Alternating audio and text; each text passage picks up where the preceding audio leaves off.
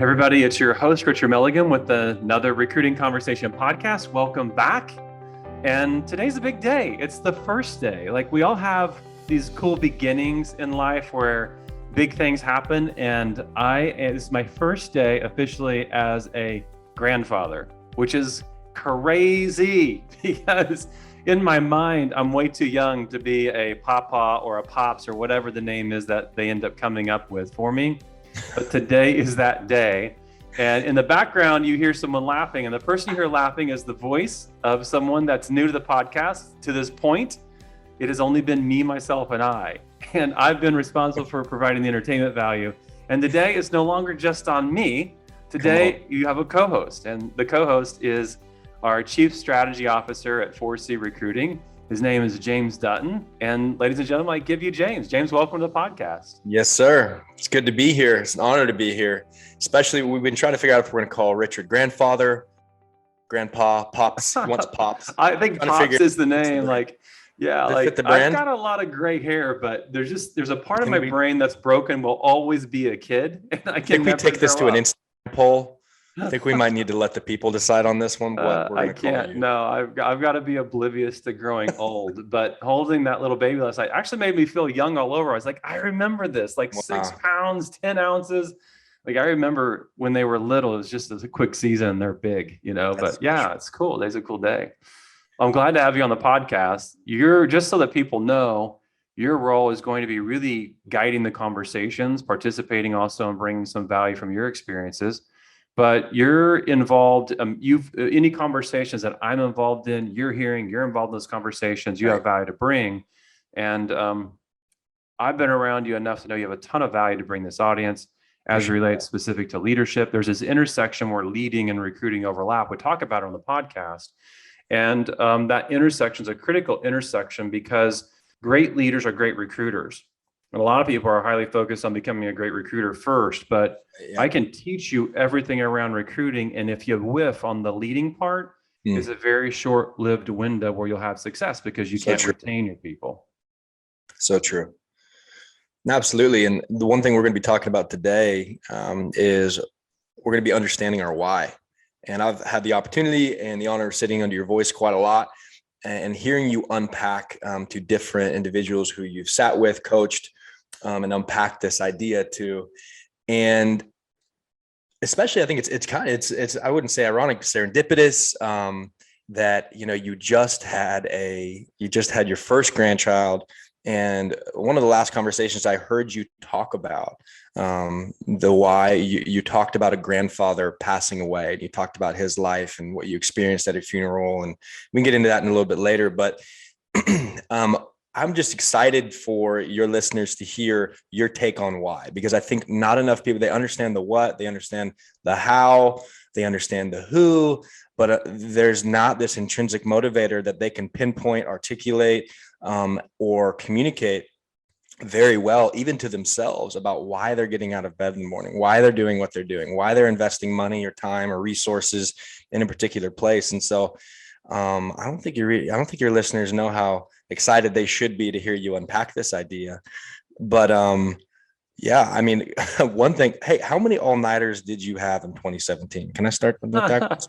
Well, that's a good place to start, because this was probably 3 months ago. I was in a conversation with a mega producer. This guy is the 1/10 of the 1%ers in the industry that he's in.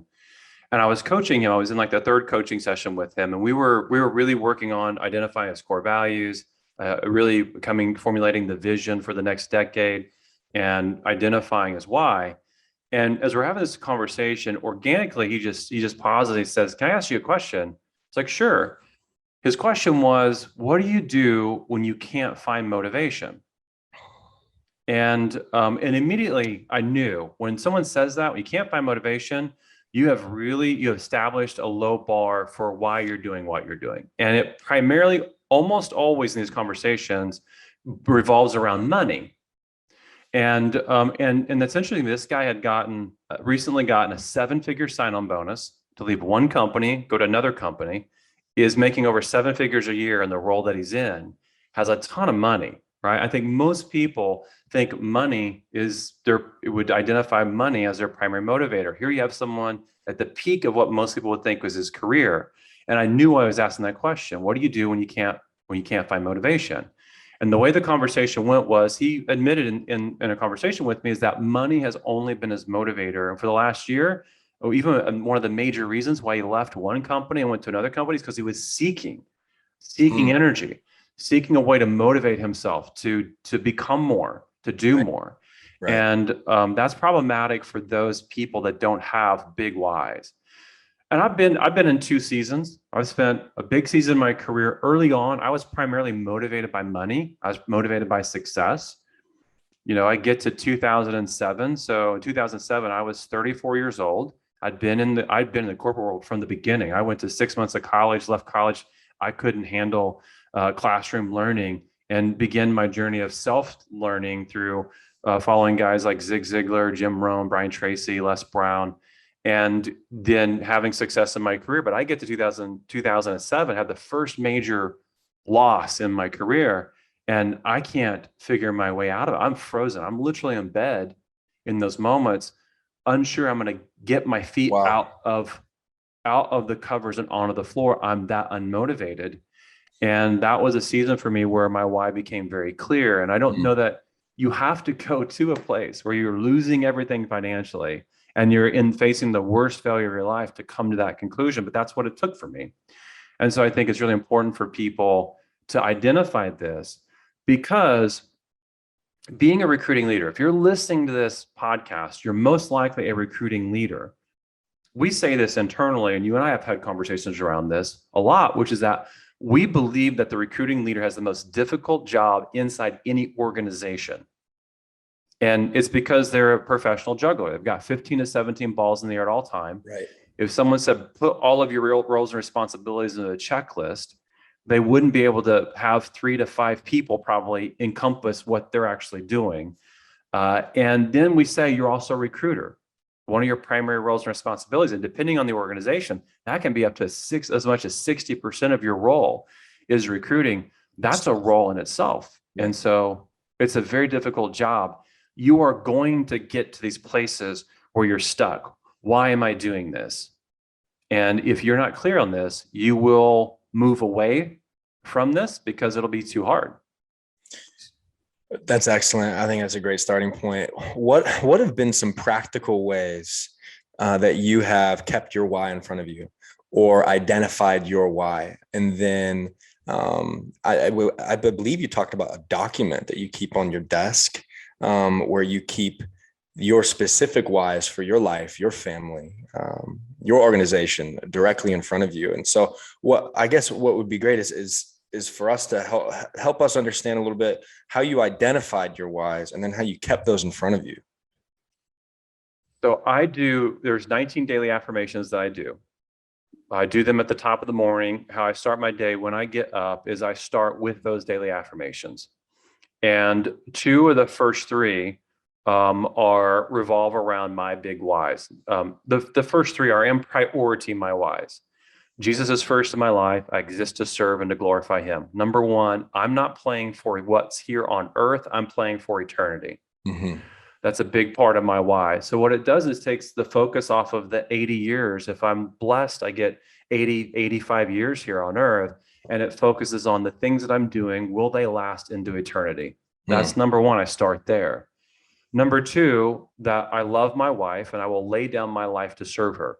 My second big why, right? That I want that relationship to identify, a big part of why I'm doing what I'm doing. And so that allows me to not think about money, not think about this immediate short-term win, but think on bigger things like, will Lee and I be married for 50 years when I'm 80 years old? And what will my family legacy look like? And that takes me to my third affirmation, which is that my children will love God and they will serve him with their whole hearts, that I will equip and empower them to do more for his kingdom than they can imagine. And that's my third part. And so there you have it. Immediately, those are my big 3 that allow me to keep them focused every single day. I come back to them over and over and over again. Now, the second part you referenced is a why document that I have, which is an organizational document here, why we do what we do. And in the beginning, when I started 4C in 2017, I sat down and just said, why will we do this? And some of the things in that document are that, relate to how we believe leaders create a butterfly effect, that a leader impacts someone underneath their care, that impacts a child, that impacts a spouse, that impacts a community. And so when we impact a leader, one change can change everything. We believe that. Mm-hmm. And that's a big part of our why. And so we'll fight for, some hard things in coaching, some hard things in growing this business, because our larger vision is to impact 10,000 recruiting leaders by the year 2027 in 1 year. And so we'll fight for those things because we know that when we do that, that there's a ripple effect that takes place. So those are, another part of that is I have an app called Think Up. This will be the last part of this. And if I was to play that app here on the podcast, what you would hear is that I've recorded that why we do what we do, which is a decent sized document inside Think Up. And every single day I listen to myself say why we do what we do. Go back to 2017. Why would I invest? Probably, I didn't count them exactly, but it was somewhere between probably 12 and 20 all-nighters in 2017 to get this company jump-started, because I was very clear on why I was doing it. I wasn't doing it for me. I was doing it for other people. That's a key part of it. Yeah, I'm glad you said that, because I didn't want everyone to miss that if you go back through your first three and then the vision for your company, it's others centric. And I feel like that's such an important thing to emphasize, because some of the most affluent, wealthy, influential individuals that I know are some of the most hollow, unmotivated, unsatisfied, and unfulfilled individuals, because their why, if they even had the time to identify it, has been about them, have been self-aggrandization, putting together wealth or estates or titles or board chairs or impact, and ultimately reflect their legacy, not for their children, not for their wives, not for their family name, not for their children's children, which is what I've heard you say many times, that a wise man leaves inheritance to his children's children. It's talking about legacy. And there's something that there's almost like a piece of motivation that can't be tapped into. I don't know if this is God's economy or the way he set this up, but there's almost a piece of internal motivator that you can't tap into when it's just about you.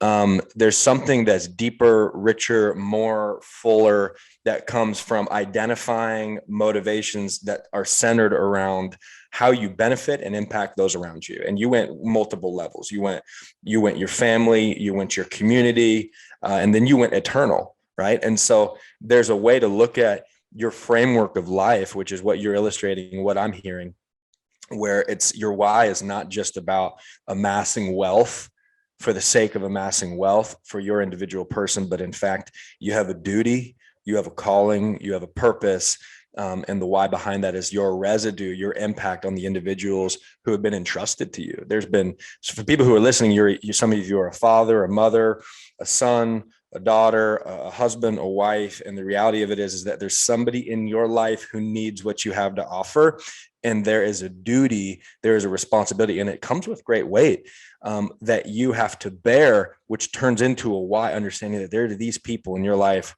who have been placed there for a reason, on purpose, for a purpose, and your why impacts not just you. It's not about you. And I think the sooner we can get over that, it's not actually about us, about those around us. I think the why becomes a lot easier to identify and apply. But anyways, I will let me down.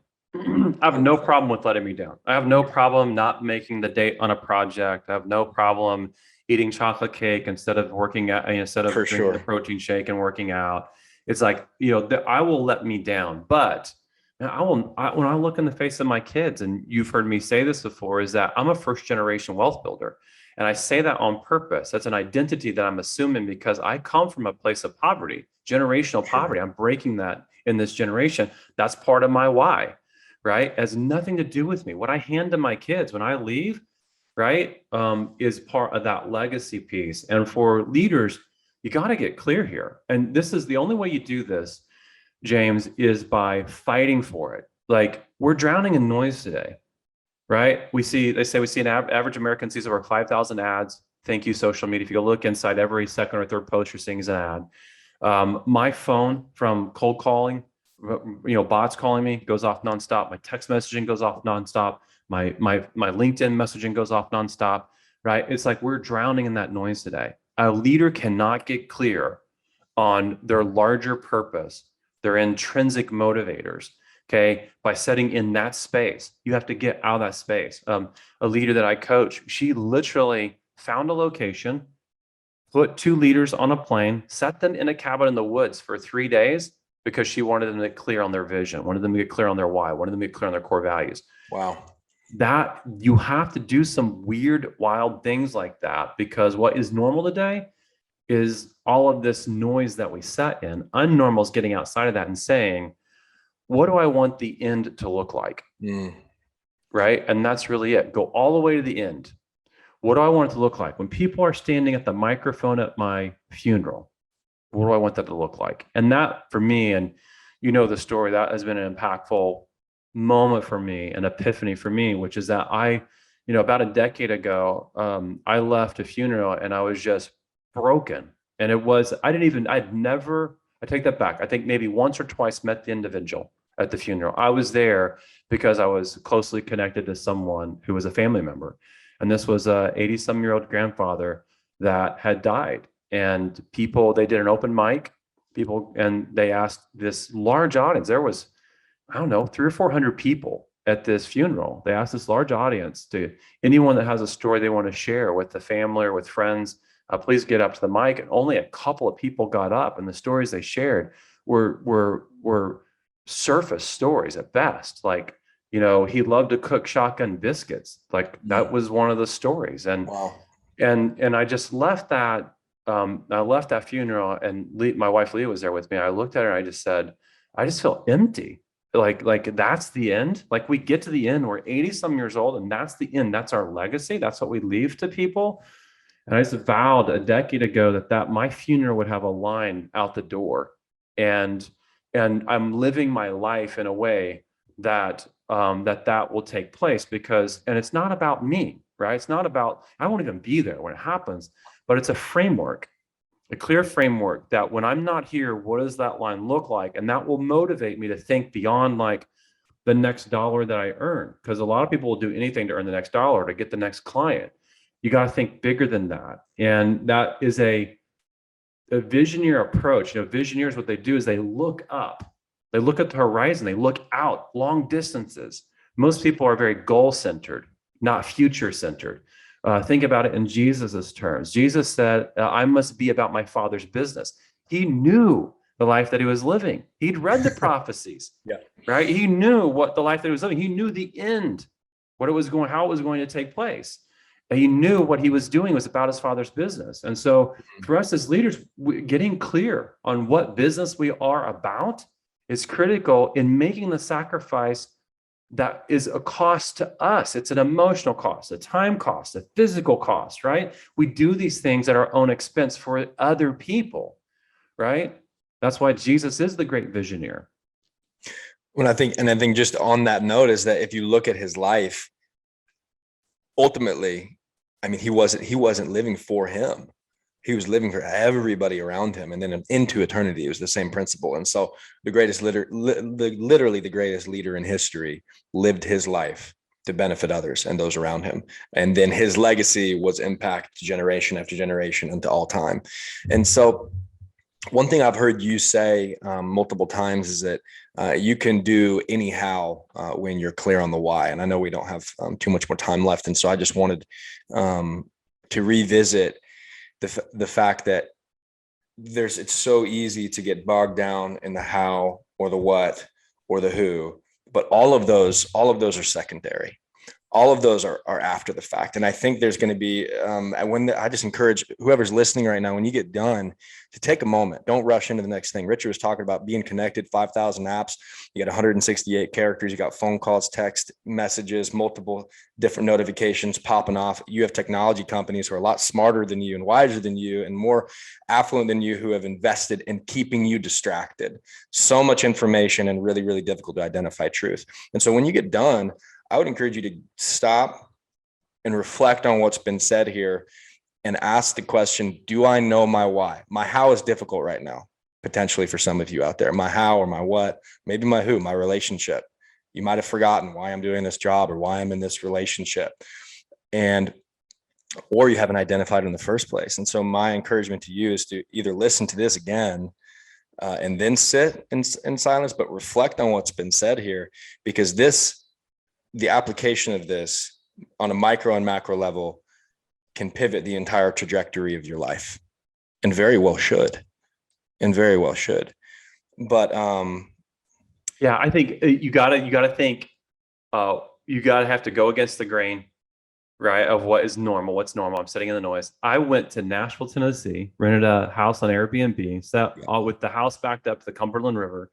On the way to the house, stopped at Staples and picked up a big thick pad of this white sticky whiteboard paper. When I got to that house, I took the photos down. I lined the walls with it. That's a little bit weird. If people would have come in that moment, they've been like, "Where's the medicine that Richard was supposed to take?" Right? And went through this process. And this process is what's everything that is in my heart that I want to accomplish. I went through that. I just dreamed what I want the future to look like. Who do I want to impact? Where do I want to take this business specifically in that season was why I did it. Right. And I went all the way to the end and created the framework. What does it look like in the end? And then I began to work back to the beginning. And so the process was I got everything out, because the leaders listening to this podcast have dreams in their heart that no one else has. Right. Like your dream is unique to you. Right. And if you don't facilitate that dream, which is going to be hard, right? Like I once heard a great leader say that anything worth having in this life, you will have to fight for it. Your dream, whatever that dream is, that's in your heart, is not going to be easy. It will be difficult. The way will be difficult. The obstacle is the way, right? So you've got to start with this piece. Otherwise, you will never accomplish the dream. And a lot of people start with the dream and say, well, let's set goals to get there. There's not enough motivation if it's big enough. Like 1 year, fine. But this was a 10-year vision, right? I was sitting in a closet at my house with a plan to impact 10,000 leaders specific to recruiting leaders, right? That was going to be hard. I knew it was going to be hard. I had to get real clear on the why. Otherwise, I had no chance at seeing this through. And as leaders, you have no chance, whatever your big thing is, you got no chance at seeing that through if you don't start here, get clear here. You listen to, and part of what teed this up for us here in the last final minutes was a conversation with a couple leaders that I've been coaching. And you want to give them the framework for that, kind of how you saw that conversation? I thought it was excellent, because it's a conversation that could have been perceived as offensive if it wasn't viewed through the eyes of improvement or the eyes of the future. But it started with Richard kind of assessing where they're at and how much time they spend, and specifically this situation, recruiting. And where, if they had to rank their, on a scale of 1 to 10, where did their motivation land? And some were like, they had some reasons and they were good, that there's just the season life wasn't allowing for them to be as committed. And they said, a 3, or if I think both of them were a 3 or a 4. And Richard stopped the conversation.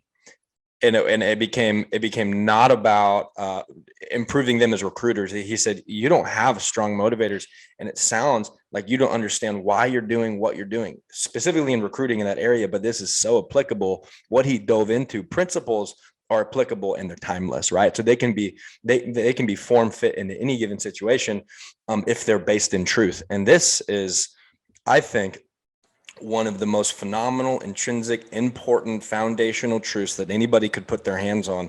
And we move past it because a lot of things are louder and a lot of things are more. And for them, louder was personal production. For them, louder was the numbers at the end of the month that resulted in how much was coming into their bank account. It wasn't investment into a greater why. It wasn't seeds planted for a later harvest. It was, I got to get this done because this is my bottom line. And so right there, you go back to it. Their motivation was money, and you could hear. Almost, it was a decaffeinated recanting of where they are at in life or what was taking place. There was no oomph, there was no go, there was no rev, there was no red line.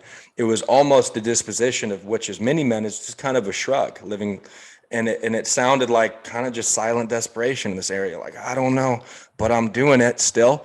And not picking on him, just reality of I've been there. I know, Richard, you've been there. There's been many people who have been there, and it was very difficult for them to identify. And Richard just went into unpacking the framework of end to beginning and understanding your why personally, who you impact, what your future looks like, and being able to communicate it. And Richard was able, and one thing that they said that I thought was interesting, they said you were able to, you have incredible recall on that.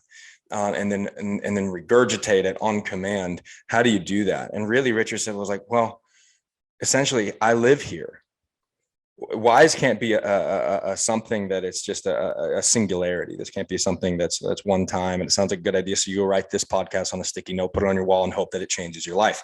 It's not. Richard's talking about retreats. He's talking about removing himself from his normal environment, being intentional about changing his surroundings, making maybe sacrificing his schedule, sacrifice monetarily. No one was paying him to go put up these white sheets on a cabin wall anywhere. He was doing that of his own volition. I did something similar where I literally was in a time and place where I needed to understand my why. And I went out into the wilderness with a case of water and a hammock. Okay. And just hit the reset button because it was difficult with all of the stimuli and all of the input and all of the opinion and all of the things taking place in my life. It was difficult for me to find stasis and my true north. So I had to remove myself. And I feel like we've lost the art of solitude and finding the ability to hear, whether if you're a man or a woman of faith, hearing the voice of the Holy Spirit, hearing your own internal dialogue that's not melded with somebody else's, and being able to say, okay, I've been doing this for a long time. Why am I doing this? And what's next? And if I don't, we've lost. This is what we've lost, James. We've lost desire. Yeah, it's so real. Right? Desire, desire it's an interesting thing because it can take you to great places and dark places, but it drives you there, right? Desire will drive you there. And when you get clear on why you're doing what you're doing in a larger lifetime framework, right? Desire exists. Yeah. And most people, what they don't have is desire. Mm-hmm. Money will only provide so much desire. It only provides so much freedom, so much convenience, so much beauty, so much. It will only provide so much, and then there's an end to that. Yeah. And there has to be more. And so what lacks at the end of money is the ability to motivate yourself, which is desire. And that's why going external versus internal in terms of like me, myself, and I. External, what about my spouse? What about my family? What about my community? I have you've seen this. I've got in this desk in front of me, I have a packet of 46 kids that are orphans in Uganda that all have a story. And we as an organization, we support that mission. And that's another part of that why. Why would you work so hard? Why would you sacrifice yourself? Why would desire? And that desire is a holy desire, mm-hmm. right? Not a self-centered desire. And so as leaders, this is something you got to fight for. Yeah. You got to be intentional about it. It will not come on its own. The timing of this is perfect. This podcast is going to kick off about mid-December. You got the end of the year coming. No better time than to take that window of time between Christmas and New Year's to carve out some space, because most businesses slow down in that season, to find a moment in time where you can truly take it from what's in your heart and your mind and click a pen and pull out a piece of paper and begin to dream and to begin thinking about the future, because something will happen in that space. When you meet yourself in that space, something will happen. And then you have to fight, not just for the idea on the piece of paper, but for more clarity, refinement of the idea, right? Yes. Why can I say Jesus is first in my life? I exist to serve and glorify him. I love my wife. I will lay down my life to serve her. My children will love God. We'll serve him with their all hearts. I will nurture, equip, and empower them to do more for his kingdom than they can imagine, because I have refined that. Yeah. Right? It's not on a piece of paper anymore. It's ingrained. And so you fought for it. And you fought for it. Yep. The fight did not end when you wrote it on the paper. Beginning. 1,000%. That was the beginning. That was the planting the seed in the ground. That was not the harvest. When you identified it, you had to fight for it, and you continued to do so, and the fruit came later. That's a good word. That's a good word to end it on. I've got a couple of seconds here before I got to jump in another meeting. James, Yeah. this has been great. It's easier doing these with you. Thank you. I'd love to hear that. You know how hard it is to conjure up a podcast, me, myself, and I, and to bring energy? I was listening to yours and I was like, this is good, but I think it's just that being able to bounce and then synergize and your thoughts and they sprout off into different. So yeah, I love it. I agree. Thanks for helping with this. Thanks for bringing value. Can't wait to record the next one. And we will be back soon with another recruiting conversations to co-host. Next time I'll still introduce you, but I don't have to introduce you as much. It'll be the Richard and James co-hosting the next podcast. I can't wait, truly. until we talk to you again or you see this video, we'll see you again on the next podcast. Have a great week, everybody. Bye-bye.